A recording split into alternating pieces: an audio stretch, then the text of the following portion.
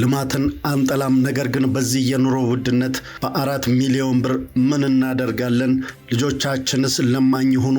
ይህ በአዲስ አበባ ቦሌ ቡልቡላና ወረገኑ አካባቢ ያሉ አርሶ አደሮች የሰቆቃ ድምፃቸውን አሰምተዋል። ለመምህራንና ለሐኪሞች መኖሪያ በሚል መሬታቸውን እንዲለቁ የተገደዱት እኚህ አርሶ አደሮች በአሮጌው ሕግ በካሬ 770 ብር ብቻ ሊከፈላቸው መሆኑን በምሬት ይናገራሉ። ድምፃቸው ለከንቲባዋ እንዳይደርስ ያፈነው ማን ነው? ገበሬዎቹስ ያቀረቡት አዲሱ የ70/30 የድርሻ ጥያቄ ምንድን ነው? አነጋጋሪውን ዝርዝር ዜና አሁን ይዘን ቀርበናል። እንዲሁም በድምፃዊ ሰማኸኝ በለው የሞት ዜና ላይ ጥንቅር ይዘናል። አብራችሁን እስከ መጨረሻው ድረስ እንድትከታተሉን በትህትና በአክብሮት እንጠይቃለን። ዲና ኢንሳይትን ሰብስክራይብ፣ ላይክ፣ ሼር እንዲሁም ሐሳብ አስተያየቶን ኮመንት ላይ ያስፍሩልን። እናመሰግናለን።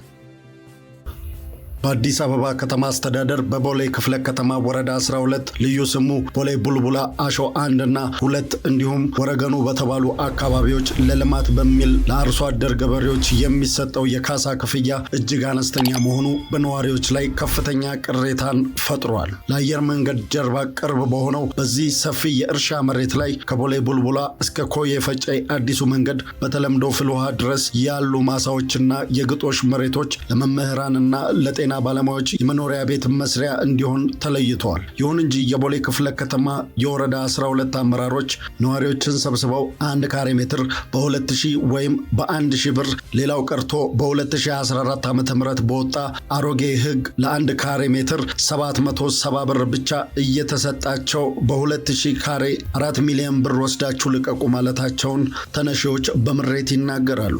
የአካባቢው አርሶ አደሮች እኛ ልማትን አንጠላም፣ ነገር ግን በዚህ ዘመን በ4 ሚሊዮን ብር ምን እናደርጋለን ሲሉም ይጠይቃሉ።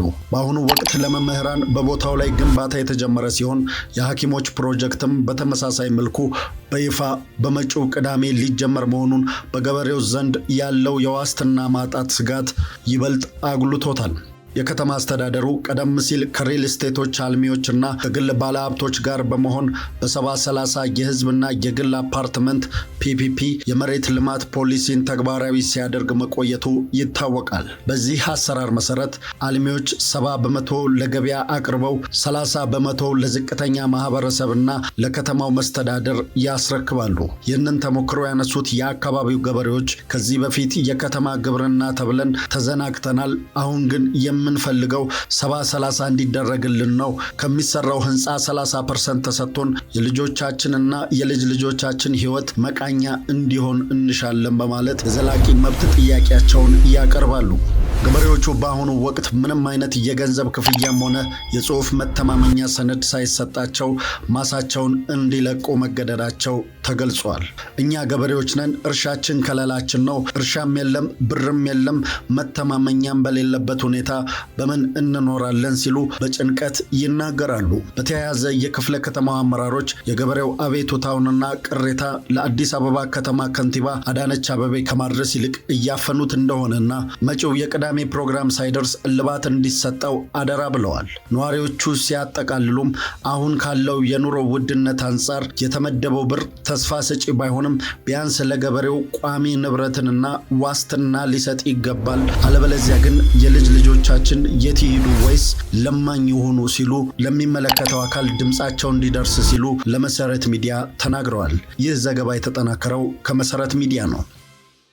በሀገረሰብ ሙዚቃ ፈርጥ የሆነው አንጋፋው ድምፃዊ ሰማኸኝ በለው ከዚህ ዓለም በሞት ተለየ። በደማቅ የባህል ዜማዎቹ የብዙሃንን ልብ የገዛው ባህላዊ ጨዋታዎችንና ውዝዋዜዎችን ለትውልድ በማሻገር የሚታወቀው አንጋፋው ድምፃዊ ሰማኸኝ በለው ከዚህ ዓለም በሞት መለየቱ ተሰምቷል። ይህ ድንገተኛ እረፍት ለኢትዮጵያ የጥበብ ማህበረሰብ፣ ለመላው አድናቂዎቹ ድንጋጤና ጥልቅ ሐዘንን ፈጥሯል። ድምፃዊ ሰማኸኝ በለው በኢትዮጵያ የሙዚቃ ታሪክ ውስጥ የራሱን ቀለም ቀብቶ ያለፈ ከዋክብት ነው። ለጥበብ ባበረከተው አስተዋጽኦ ሁልጊዜም ሲታወስ የሚኖርባቸው ዋና ዋና ምክንያቶቹ የሀገረሰብ ሙዚቃን አስውቦና ከሽኖ ለትውልድ እንዲሻገር ካደረጉ ቀዳሚ ባለሙያዎች አንዱ ነው። በመድረክ ላይ ባለው ከፍተኛ ጉልበት፣ ማራኪ የእስክስታ ውዝዋዜና እጅግ ማራኪ ፈገግታው ተመልካችን የመሳብ ልዩ ተሰጥኦ ነበረው። በህዝቡ ዘንድ እጅግ ተወዳጅ የሆኑ በርካታ ነጠላ ዜማዎችና አልበሞችን በማቅረብ በየሰርጉና በየደስታው ስሙ የማይጠፋው ድምፃዊ ሆኖ ነበር።